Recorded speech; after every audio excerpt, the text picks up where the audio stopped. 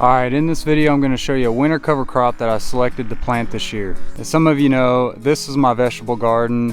It is October 2021, and my plan this year, which I haven't done in previous years, is to plant a cover crop.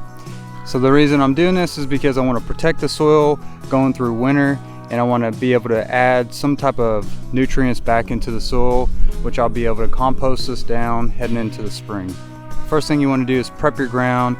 I tilled mine in because I had a lot of weeds. So you want to till this in when the soil is still moist, and you'll get a powdery, kind of loomy consistency like you see here. The seeds I selected, I got them online, and it's a 5-pound bag. I'll put the link in the description. And what these are is a mixture of a number of different crops, from Austrian winter peas to Daikon Radish to yellow mustard. My disclaimer is that I have not used this before, and really this is an experiment, so be sure to watch the entire video and see how this turns out for me. My plan is to use my Scott's hand spreader here to broadcast the seed. I'm going to use the lowest setting that will pass the largest seed, and then that way I get maximum application throughout my entire garden, and I don't just dump all my seeds in one area. When you start spreading, find a good steady pace and keep this throughout the entire garden. That way you have an even spread. And just be sure not to overlap areas that you've already been. I'm using a landscape rake and making a light pass so that I knock the seeds down into the soil a little bit, and then that way when I water them, they will be covered fully.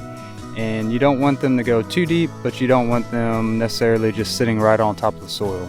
Last thing you want to do is water the entire area fairly thoroughly, and just be sure that if your ground is really dry, that you give it a good soaking. So I'm going into week 2 with the winter cover crop, and I wanted to show you what it looks like. So far, I don't have a lot of sprouts that are coming up. It has been somewhat dry. We did have a rain, but I am getting a few sprouts here and there. So here's the third update on the cover crop.